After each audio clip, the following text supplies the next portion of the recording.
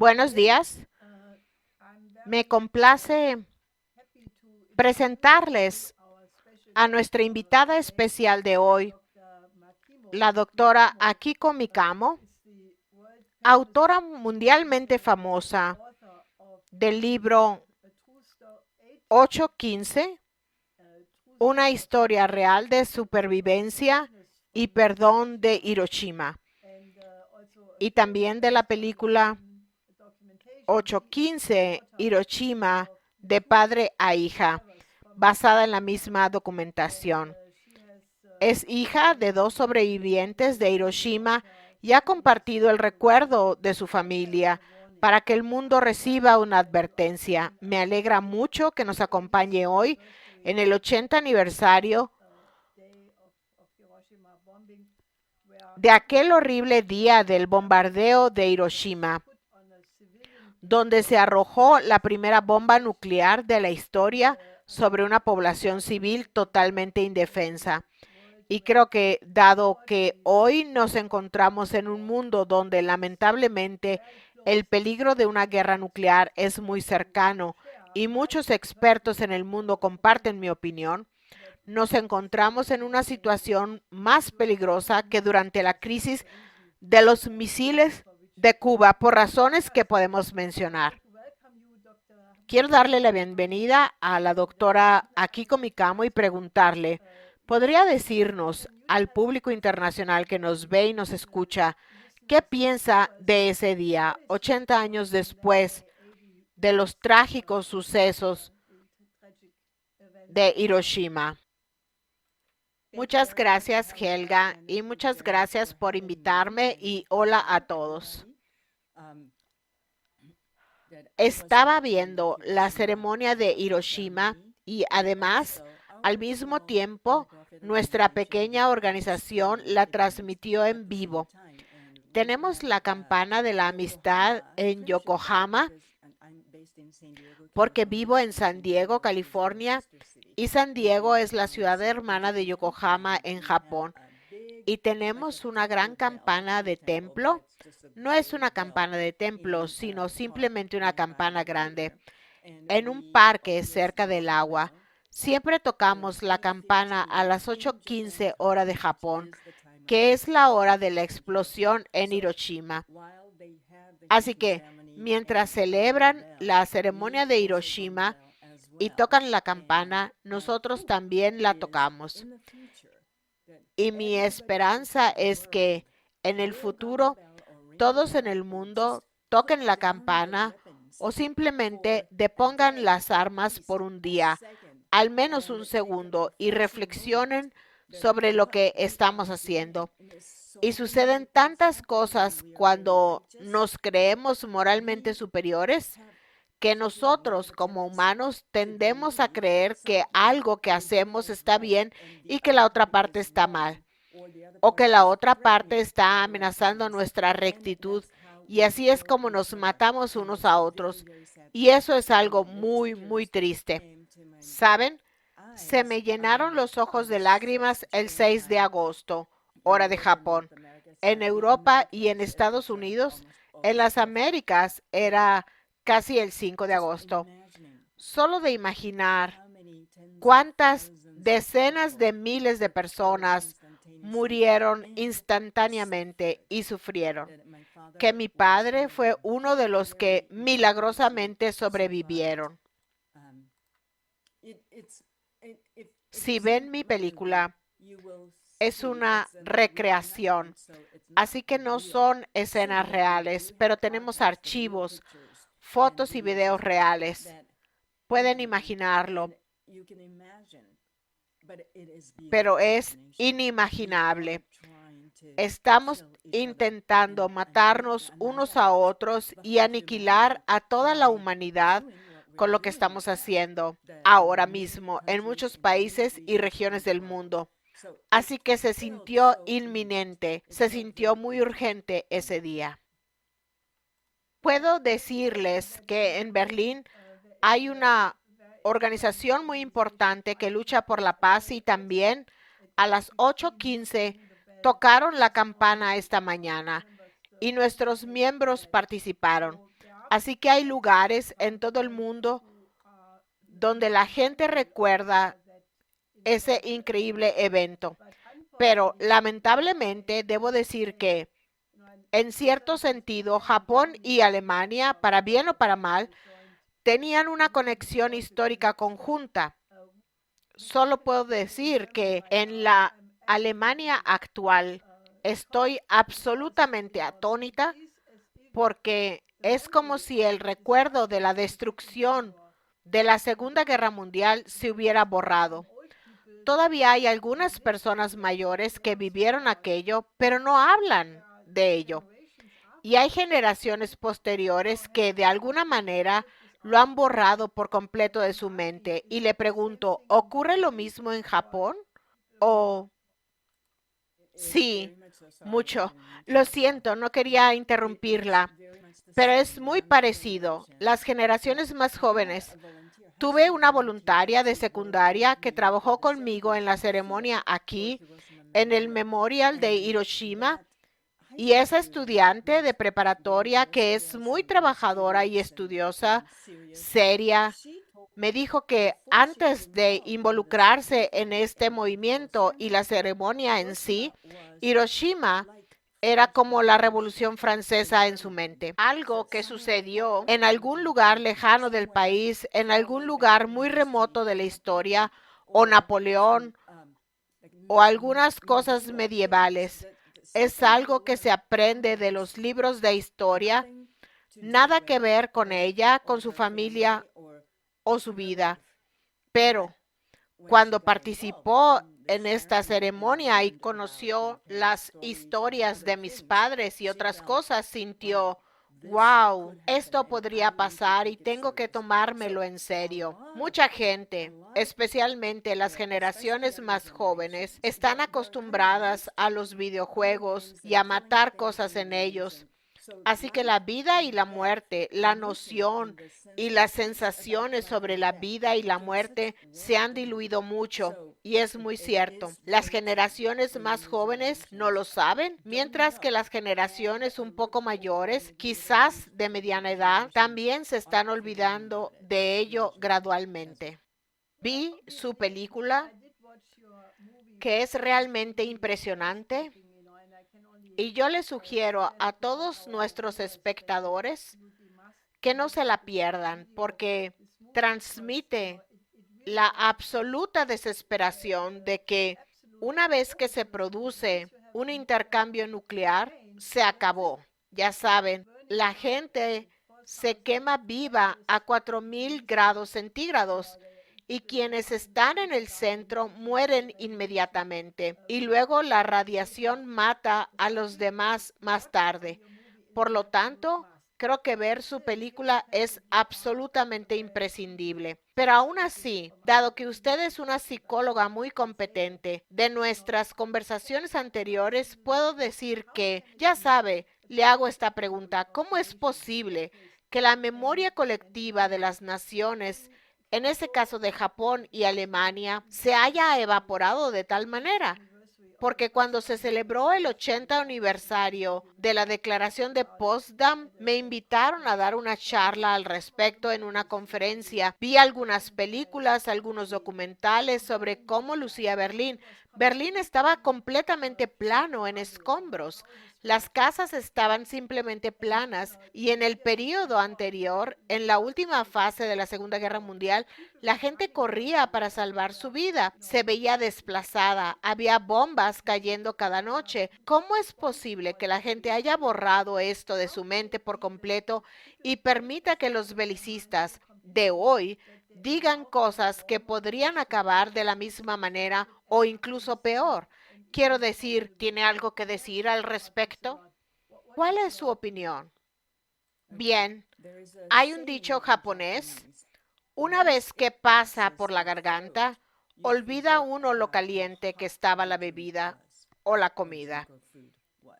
Y es parte de la naturaleza humana. Y de hecho, desde el punto de vista de los psicólogos, es un mecanismo de defensa adaptativo que tenemos naturalmente. Hemos pasado por algún evento intenso y doloroso, Pero una vez que ha pasado, intentamos sanar e inconscientemente intentamos olvidarlo. Y creo que eso es lo que está sucediendo como humanidad colectiva. Intentamos olvidarlo. Sin embargo, como dijo John Hersey, lo que mantuvo al mundo a salvo fue hasta cierto punto el recuerdo de Hiroshima y Nagasaki. Pero luego escribió el libro allá por los años 50 o 60 y desde entonces, como humanidad, inconscientemente intentamos olvidarlo una y otra vez. Y hemos tenido masacres en la historia que afortunadamente no llegaron a una guerra nuclear, pero hemos estado muy cerca. Y ahora, como todos saben, el reloj del juicio final está a 89 segundos.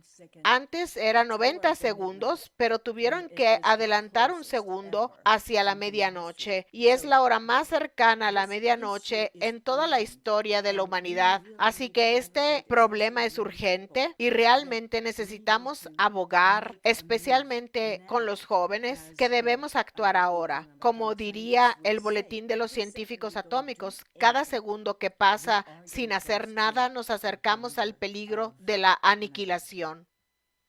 Hace muy poco tiempo, el presidente Trump respondió a algunos comentarios del expresidente ruso Dmitry Medvedev en los que básicamente decía, oh, ahora voy a desplegar 2 submarinos nucleares más cerca de las fronteras de Rusia.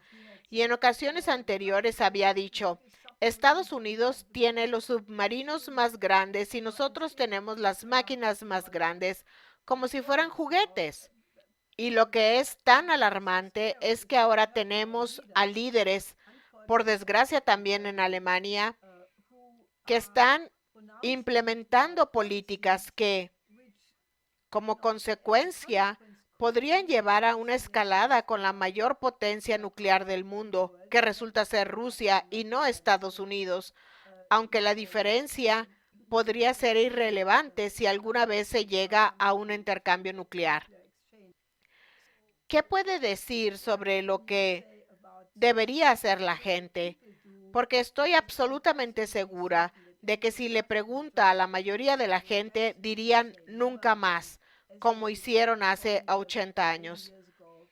Y no querrían la guerra, porque son ellos quienes morirían en ella. Sin embargo, hay líderes políticos que parecen jugar con la existencia de sus naciones. ¿Cuál es el mensaje para Alemania en particular? Alemania, según tengo entendido, ha aprendido de la historia y ha adaptado la educación de sus hijos y jóvenes, enseñándoles que el poder en una guerra o en una situación de conflicto no es realmente el poder. Puede ser una derrota o puede ser una victoria, pero nadie gana en la guerra. Los líderes pueden sentir que han ganado porque no son sus familias ni su círculo más cercano los que en la mayoría de los casos están en peligro. Ellos envían a las tropas. Así que creo que Alemania es un buen ejemplo que ha aprendido de la historia y trabaja activamente por un mundo libre de guerra nuclear como país. Por lo tanto, creo que debemos pensar en ello y aprender de ello también. Bueno, entiendo lo que dice, pero desde mi punto de vista, la cosa es un poco diferente, porque Alemania ha sido elogiada por haber asumido su culpa en la Segunda Guerra Mundial, por haberla incorporado a la educación escolar, etc. Y eso es cierto. Sin embargo, retrospectivamente, se ha limitado y se ha enfocado principalmente al Holocausto. No se ha hablado del daño que se causó al pueblo de la Unión Soviética, que perdió 27 millones de personas en la Segunda Guerra Mundial.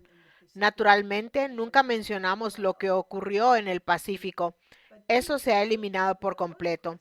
Pero incluso si nos fijamos en el Holocausto, ahora mismo, dado que se está produciendo un genocidio en Gaza, la postura alemana ha sido muy pasiva.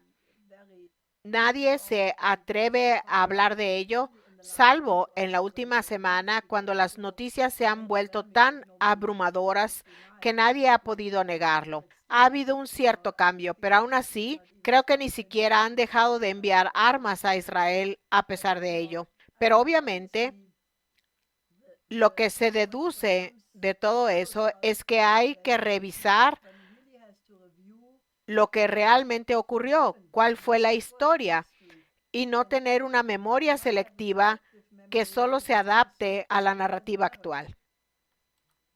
Es muy cierto. Estoy de acuerdo con usted. Así que ahora nos encontramos en una situación donde el peligro es, parece que la OTAN global está colocando muchos misiles en el Pacífico, alrededor de Filipinas y naturalmente también en Europa, cerca de Rusia, cerca de China. Y justo ayer, más o menos, el Ministerio de Asuntos Exteriores ruso emitió un comunicado en el que afirmaba que ahora tampoco se adherían al cumplimiento unilateral del antiguo tratado INF. El tratado INF fue cancelado por el presidente Trump en su primer mandato. Así que ahora están colocando todos estos misiles de mediano alcance. Ambas partes, quiero decir. ¿No es eso buscar problemas a corto plazo? Sí, muchísimo. Sí, así es.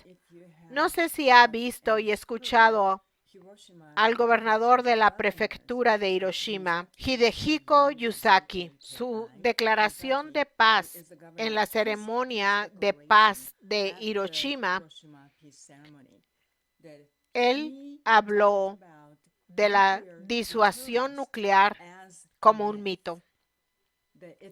Es solo una idea, no es algo real. Que las naciones y los líderes puedan pensar que si un determinado país tiene armas nucleares o misiles balísticos internacionales que puedan llevar ojivas nucleares, eso disuadiría a otros países de utilizar armas. Sin embargo, la historia ha demostrado en muchas ocasiones que esas teorías de disuasión han sido destruidas por un líder egoísta o por líderes desinformados o que no son suficientemente intelectuales o por error o por cualquier otra causa, y se han producido guerras, aunque no nucleares, excepto en Hiroshima y Nagasaki. Pero a lo largo de la historia ha habido muchas guerras y conflictos porque la disuasión no funcionó. Y bastaría un error, una decisión equivocada o un líder poco razonable para ponernos en peligro de sufrir una catástrofe. Por lo tanto, recomiendo encarecidamente, y también está disponible en inglés, en los medios de comunicación pueden buscar la declaración de paz del gobernador Hidehiko Yusaki. Me gustaría que todos la leyeran, ya que es muy directa y es el mensaje que todos deberían tomar en serio. Bueno, parece que la idea es que realmente se puede tener una guerra nuclear táctica. Y personalmente creo que eso también es una ilusión. Ted Postol, probablemente el mayor experto nuclear del mundo, escribió muchos libros sobre el tema y argumentó que la lógica de las armas nucleares es que una vez que se usa una, la probabilidad de que todas entren en acción es casi del 100%. Y naturalmente, si eso sucede, se acabará con la vida en la Tierra, porque con toda probabilidad se produciría un invierno nuclear y toda la vida desaparecería, dado que el tiempo de advertencia es, no sé exactamente, 5 minutos, 10 minutos, algo así. ¿Cuál es su opinión sobre la posibilidad de una guerra nuclear táctica? ¿Cree que es posible o no? Creo que siempre es una posibilidad. Puede que la probabilidad no sea alta, pero siempre es posible. Mientras se posean armas nucleares en algún lugar de la Tierra, incluso una sola, siempre habrá peligro. Y la abolición de las armas nucleares es la única forma de que la humanidad sobreviva. Esa es mi convicción. Es la declaración que se hizo en noviembre pasado en una reunión del CSIS en Washington, donde el almirante Tom Buchanan, que creo que era jefe de la Dirección de Planes y Política del Mando Estratégico de Estados Unidos, él hizo una declaración que decía que creía que Estados Unidos podría ganar una guerra nuclear táctica y que la razón por la que podría ser legítima era para mantener el dominio mundial. Su única reserva fue decir que debemos asegurarnos de tener suficientes armas nucleares para mantener la posición dominante después. En mi opinión, esta es una declaración increíble y además no se han hecho comentarios. Los principales medios de comunicación no están comentando nada al respecto. Los principales políticos de todo el mundo no se están distanciando de eso. Así que creo que sigue vigente, que puede que haya personas en altos cargos del Pentágono. No creo que el presidente Trump haya revocado esa declaración o haya dicho básicamente que no la va a seguir. Es decir, es increíble y no se está debatiendo nada al respecto. Bueno, no sé lo suficiente sobre las políticas. Soy psicóloga y trabajo con la psique humana y no soy experta en las políticas ni en la política. Sin embargo, la clave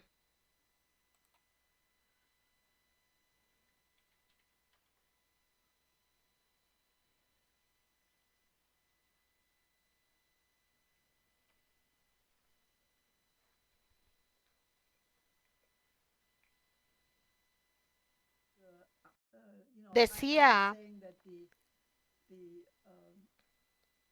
que el anuncio de que Estados Unidos puede librar una guerra nuclear táctica, solo había de asegurarse de tener suficientes armas nucleares después para mantener la posición dominante en el mundo, y le preguntaba su comentario. Repito todo lo que dije. Bien. Así que cuando hablan de esas guerras técnicas y de quién tiene más armas nucleares y quién las tiene más avanzadas, todos hablan y observan las cosas desde la nube del hongo. Todos conocemos las imágenes de las nubes de hongo que ocurrieron en Hiroshima y Nagasaki. Y la gente las observa y piensa en ellas y observa las cosas desde arriba de la nube del hongo nuclear. Y dice, deberíamos arrojarla, deberíamos mantenerla, deberíamos fabricarla, no deberíamos arrojarla. Eso es lo que vemos, o lo que ellos ven. Pero lo que ocurre debajo de la nube del hongo es lo que realmente experimentan los humanos y realmente no piensan en ello. Por lo tanto, creo que es extremadamente importante que las personas, especialmente las generaciones jóvenes, que podrían convertirse en líderes mundiales en el futuro cercano o en el futuro, aprendan sobre lo que realmente sucedió. lo que la humanidad vivió bajo las nubes del hongo nuclear. Hay algunas historias y documentos, pero no muchos relatos en primera persona de lo que ocurrió porque no sobrevivieron. Dentro de la zona de demolición total, que abarca un radio de aproximadamente 2 millas o 1.75 millas o quizás 3 kilómetros en Hiroshima, más del 99% de las personas que estaban afuera murieron inmediatamente, convirtiéndose en carbón, evaporándose y casi derritiéndose si estaban afuera, inmediatamente o en 48 horas. Así que no mucha gente sobrevivió a esa proximidad. Y mi padre y también mi madre son los que lograron sobrevivir milagrosamente. Por eso es fundamental que recordemos y aprendamos de sus experiencias reales, simplemente para estar al tanto de lo que ocurre bajo la nube del hongo nuclear. Bueno, puedo confirmar que si bien la película de Oppenheimer tuvo mucha notoriedad, omiten por completo ese aspecto, el que usted describe. Y dado que son las personas las que morirán si no evitamos este peligro, me gustaría mucho invitarla a venir a Europa, porque creo que Europa se encuentra actualmente en una trayectoria que, si no la cambiamos, podría volverse suicida. ¿Estaría dispuesta a venir a Europa y dar charlas sobre su experiencia, sobre su libro y su película? Sí, estaría encantada. Encantada no es la palabra correcta, pero me sentiría honrada y muy, muy contenta de hacerlo. Pero Europa, la verdad es que me encanta. Estudié en una escuela internacional de negocios en Francia. He interactuado con muchos europeos y he estado en Europa probablemente más de 60 veces, pero no con este propósito. No he tenido la oportunidad de trabajar con una organización o con la comunidad o una escuela para presentar mi película, dar una charla y compartir las historias de mi libro. Me encantaría hacerlo. Bueno, debo decir que la forma en que ha abordado esta experiencia personal de su familia y de su vida es sumamente admirable, porque también creo que debemos alcanzar un nivel superior de lo sublime, que debemos ser capaces de perdonar, porque si no lo hacemos, el ciclo de violencia seguirá creciendo. Y ahora mismo, diría yo, en gran parte del mundo, vemos que la violencia va aumentando. Es una violencia insensata. La humanidad se hunde en la barbarie. Así que creo que estoy totalmente de acuerdo con el mensaje que transmite sobre la necesidad de educar nuestras emociones y ser más amorosos. El único problema es que ahora mismo tenemos que despertar al mundo, porque realmente estoy pensando cada minuto de cada día casi qué se puede hacer para salvar a la humanidad del abismo. Así que si tiene alguna sugerencia al respecto, bueno, no tengo una varita mágica ni una píldora mágica para cambiarlo todo, pero la educación, tanto formal como informal, dentro de la familia, que los padres aprendan sobre la inteligencia emocional, que los padres aprendan sobre la compasión y el perdón y cómo demostrarlo en una situación difícil. Si uno tiene una pelea con un vecino, ¿qué hace? Simplemente odiamos, nos enfadamos y le decimos a los niños lo horrible que es el vecino, o se mira desde otra perspectiva y se les enseña a vivir con ello, a interactuar con las personas con creencias o perspectivas diferentes. Y eso marca la diferencia. Entonces, Si podemos llegar a los padres, a los líderes, a los niños y jóvenes para realmente cambiar la mentalidad, incluso cuando se sienten agraviados, sí, se debe hacer justicia y eso es otra cosa y esperemos que la sociedad y el sistema legal hagan justicia, pero emocionalmente tenemos la opción de convertirnos en seres un poco más elevados. No me refiero a los superiores, sino como seres humanos y alcanzar un nivel ligeramente superior de desarrollo emocional para ver las cosas desde diferentes perspectivas y aprender de ellas y realmente contribuir a la humanidad. En eso creo firmemente. Es la única manera que se me ocurre. Bueno, desearía que algunos políticos que han renunciado por completo a la diplomacia escucharan sus palabras, porque si se eliminan la diplomacia y la negociación y el diálogo con la otra parte, entonces naturalmente lo único que queda es una escalada de la espiral de violencia. Así que me gustaría invitarla a venir a Europa, preferiblemente antes de que sea demasiado tarde, porque me preocupa enormemente que estemos en el camino equivocado ahora mismo en este continente. Toda la idea de militarizar, de rearmar a Europa, de intentar superar a Rusia en términos de armas, lo cual creo que es un esfuerzo inútil, dado los avances tecnológicos que Rusia ha logrado y que es un país enorme, es una potencia nuclear y que ahora tiene el misil Oreshnik, contra el cual no hay defensa. Por lo tanto, la sola idea de intentar resolver este conflicto sin diplomacia es una locura. Así que, si tiene algunas palabras para concluir para nuestro público internacional, pero especialmente para el pueblo europeo, le pediría que las expresara. Bien.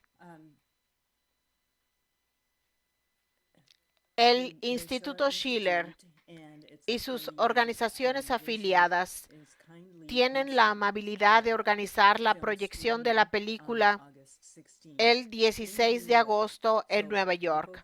Así que para quienes se encuentren en la costa este, espero que puedan asistir y de hecho me gustaría conocerlos en persona esta vez. Y creo que también se proyectará a nivel mundial. Los invito a todos a ver mi película, a escuchar mi charla y a los otros expertos que van a intervenir después y a reflexionar sobre lo que realmente sucede y lo que debemos hacer y que no es la historia de nadie más. No se trata de las luchas de otros países, es nuestro asunto. Y quiero que todos sientan que debemos tomar las riendas de esta situación. Espero poder conocer a muchos de ustedes en Europa cuando se organice todo y pueda ir para dar una charla y quizás compartir la película. Deseo mucho que se pueda hacer. Muchas gracias. Trabajaremos muy duro para que su gira se haga realidad pronto. Así que, doctora Akiko Mikamo, le agradezco mucho su esfuerzo porque es muy importante que la humanidad despierte y la escuche. Muchas gracias. Gracias, Helga. Gracias, Harley. Adiós.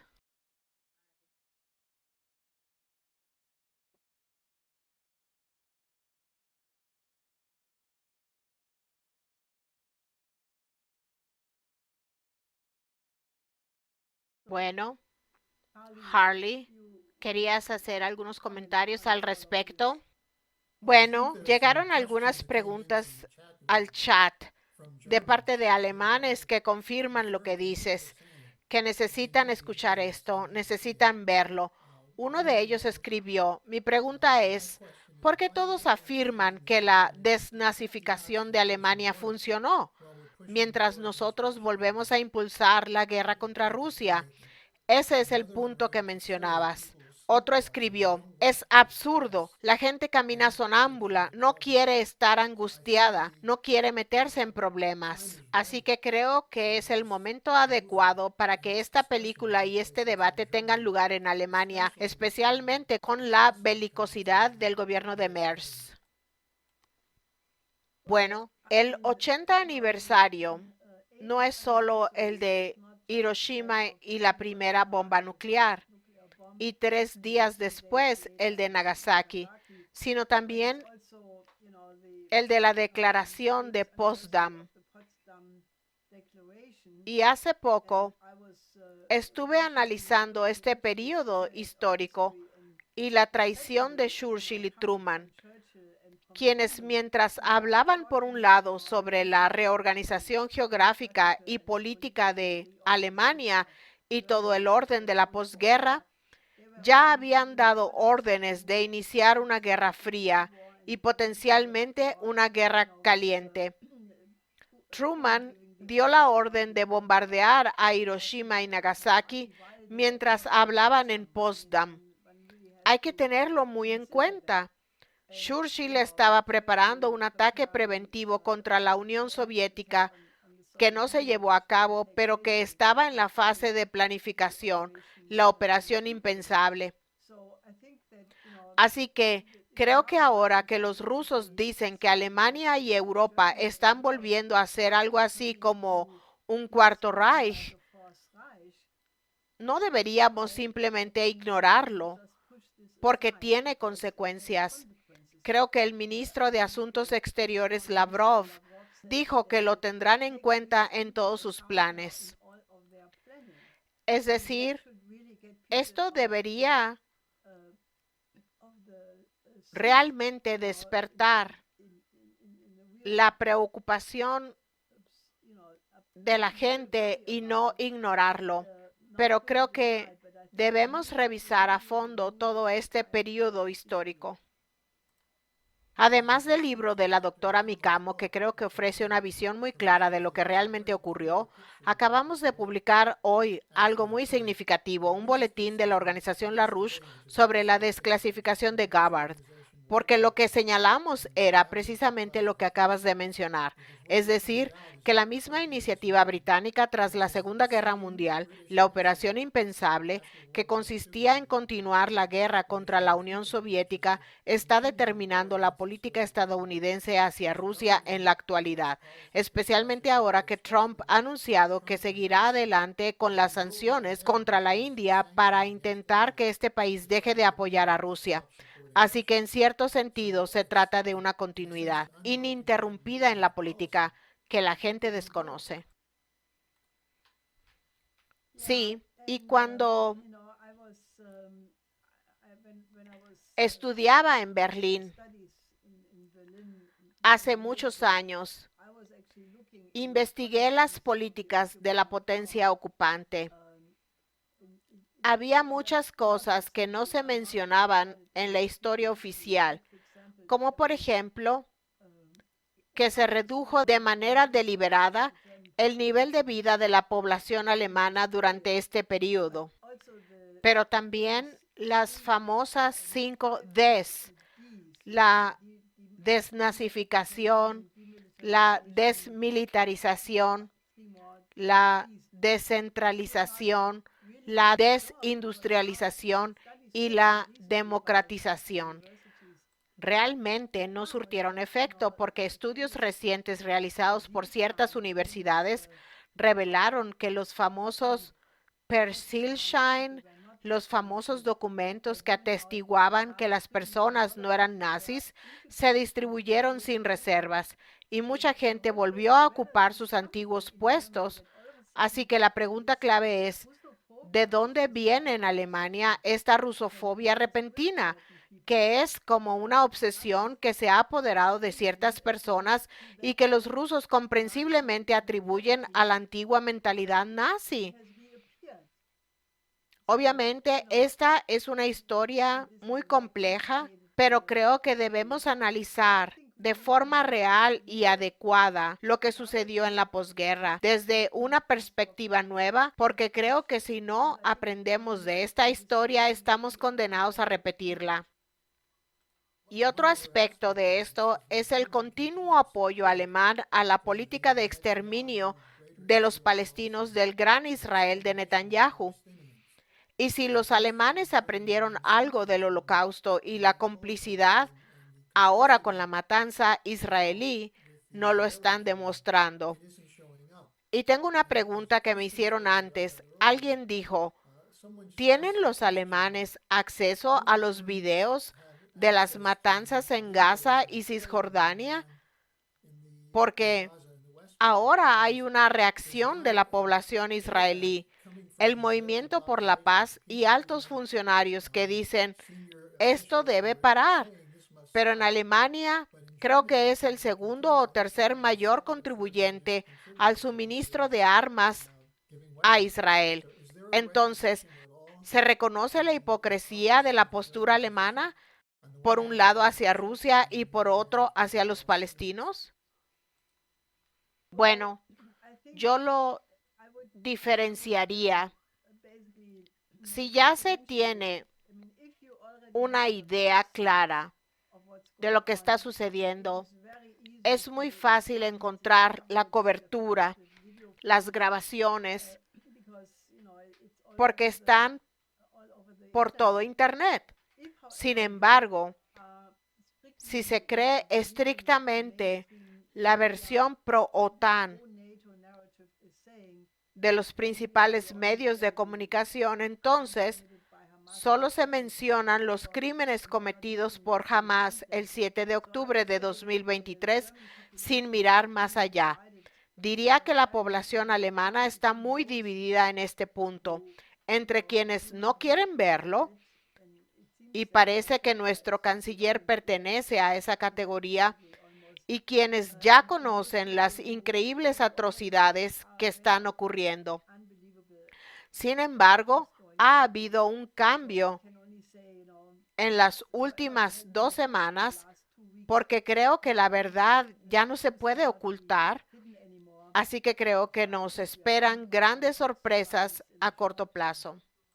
Permíteme añadir algo más, Helga, porque esto es algo a lo que respondiste con mucha vehemencia de lo que dijo la doctora Mikamo sobre la necesidad de amar a la humanidad en lugar de buscar la venganza y la revancha.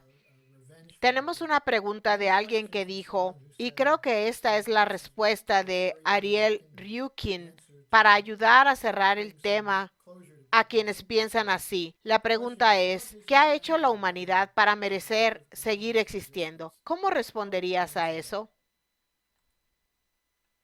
Creo que Gottfried Leibniz tuvo toda la razón al afirmar que existe una armonía preestablecida en las leyes del universo, lo que significa que cualquier mal que ocurra evocará el poder de un bien aún mayor. Y creo que si observamos la evolución del universo en su conjunto, pero también la historia de la humanidad, no se trata de una línea recta donde las cosas mejoran constantemente. No se trata de un desarrollo lineal. No, hay grandes reveses, altibajos históricos, épocas oscuras y renacimientos.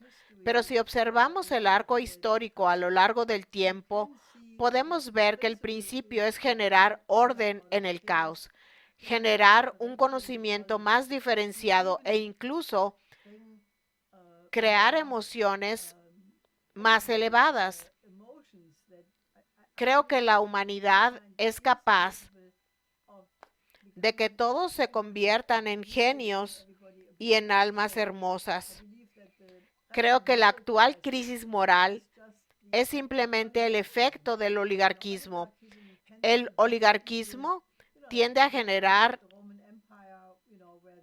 la maldad, ya saben, como en el Imperio Romano, donde controlaban a la población evocando sentimientos malignos, haciéndola participar en la decisión de si alguien debía vivir o morir. La gente se sentaba en el circo y levantaba el pulgar, lo que significaba que el gladiador podía vivir, y el pulgar hacia abajo significaba que debía morir.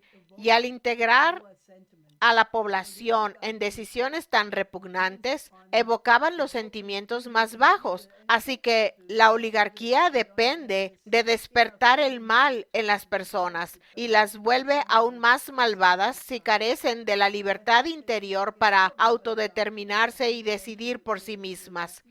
Pero creo que si se elimina a la oligarquía, lo que finalmente sucederá, se crea una tendencia natural en las personas a querer ser mejores.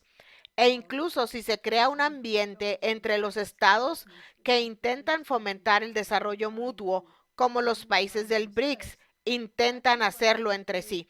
Creo que se puede crear un ambiente internacional donde la tendencia natural al bien en las personas se fortalezca y con el tiempo el mal desaparezca, porque creo que el mal es. No vivimos en un mundo maniqueo donde el bien y el mal coexistirán eternamente. Creo que el mal es la falta de desarrollo y eso es positivo, porque significa que a través del desarrollo se puede superar y finalmente eliminar, porque creo que el hombre es una criatura de razón y no hay razón para que no pueda desarrollar su mente de tal manera que no necesite estos crímenes y estupideces que suceden tan desenfrenadamente hoy en día. Así que mi visión básica sobre el asunto es extremadamente optimista. ¿Tienes tiempo para una pregunta más? Acaba de llegar una. Alguien escribió sobre Witkoff, el enviado de Trump, quien se reunió hoy con Putin durante 3 horas y escribió, aparentemente, aunque Trump no tenga paciencia, Witkoff sí la tiene y ciertamente Putin también. ¿Es demasiado tarde para que Trump se reúna con Putin y resuelva las cuestiones pendientes? No. De hecho, me alegra mucho su pregunta porque el Instituto Schiller está circulando un llamado urgente a los presidentes Xi Jinping, Donald Trump y Vladimir Putin para que se reúnan con motivo del 80 aniversario del fin de la Segunda Guerra Mundial en el Pacífico, el 3 de septiembre. Habrá un gran desfile militar en la plaza de Tiananmen de Pekín y se ha informado que el presidente Putin asistirá. Se ha debatido mucho sobre cuándo visitará China el presidente Trump. Creo que sería crucial, una oportunidad histórica sin igual, que los 3 presidentes asistieran a este desfile militar. 80 años después del fin de la Segunda Guerra Mundial y aprovecharan la ocasión para recordar por qué esto no debería volver a ocurrir. Nunca más al fascismo, nunca más la guerra. Al mismo tiempo, deben actuar como líderes responsables que son las personas más importantes para el destino de la humanidad y deben poner las cosas en orden. Así que si están de acuerdo con este enfoque, por favor lean este llamado, fírmenlo y compártanlo lo más ampliamente posible, porque creo que si logramos generar una demanda popular para que estos líderes se reúnan, con suerte podremos catalizarla. Y una pregunta más. ¿Le pediste a la organización LaRouche que elaborara este documento para analizar lo que la directora de Inteligencia Nacional, Tulsi Gabbard, denunció en cuanto a los documentos clasificados que demostraban que toda la historia del Russiagate era falsa? Ahora bien, el documento que publicamos es el punto de partida para que la gente comprenda qué hay detrás de esto. Pero, ¿puedes decir algo sobre este enfoque a largo plazo proveniente de Londres para destruir a Rusia? ¿Y por qué esta iniciativa de Gabbard es tan importante? ¿Y por qué la gente debería tomar el expediente y usarlo junto con la petición que acabas de mencionar para intervenir en la historia? Porque los hechos que Tulsi Gabbard ha presentado al público en las dos tandas de documentos demuestran que fueron los británicos.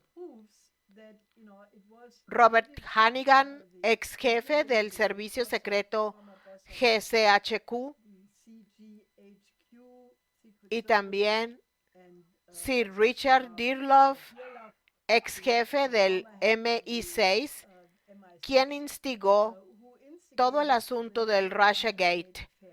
Christopher Steele tuvo un papel importante en ello. Era agente de estas personas y básicamente arruinaron el primer gobierno del presidente Trump porque querían impedir que Trump cumpliera su promesa de normalizar las relaciones con Rusia y destruyeron por completo su primera presidencia. Obviamente, esto es muy importante para Trump porque quiere dejar un legado histórico como pacificador.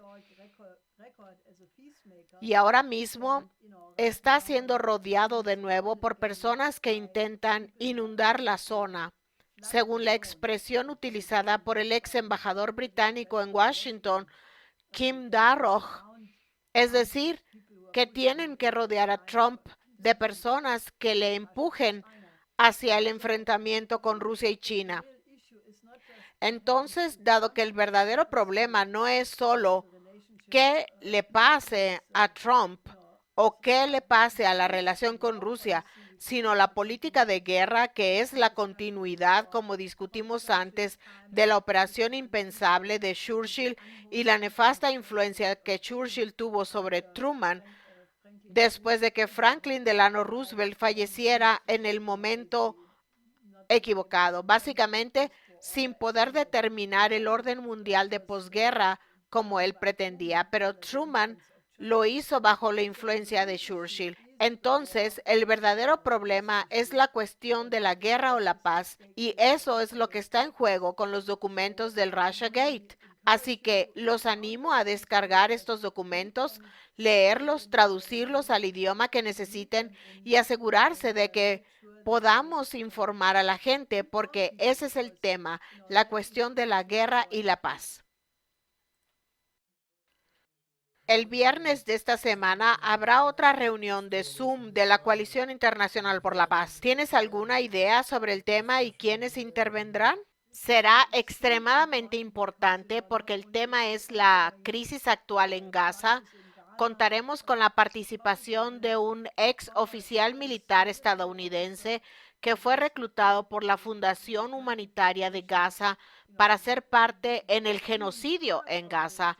Se trata de un ex militar estadounidense condecorado, Anthony Aguilar, probablemente lo pronuncié mal, y también estará Scott Ritter y Ray McGovern, quienes hablarán sobre la situación estratégica. Así que, sin duda, únanse a la Coalición Internacional por la Paz, porque tenemos que lograr que ese foro que se reúne cada viernes durante más de 2 años ininterrumpidos y que intenta unificar al movimiento internacional por la paz sea una fuerza absolutamente poderosa, incluso más fuerte de lo que ya es, con miles de participantes, pero tiene que convertirse en una fuerza que no pueda ser vencida. Así que acompáñenos el viernes a las 5 de la tarde, hora central de Europa, y conozcan a todas estas personas que son grandes expertos. Eso es 11 a.m., hora del este de los Estados Unidos. Así que, Helga, gracias por invitar a la doctora Akiko Mikamo y por tener esa conversación con ella y por el increíble poder de la expresión del amor por la humanidad frente a los horrores. Es esa base sobre la que podemos superar estos terribles acontecimientos. Gracias por tu participación continua. Gracias a la doctora Mikamo. Nos vemos el viernes. Sí, y si ustedes que están viendo el programa tienen alguna idea sobre dónde debe participar la doctora Mikamo cuando venga a Europa, no duden en ponerse en contacto con nosotros porque nos gustaría organizar una gira lo antes posible.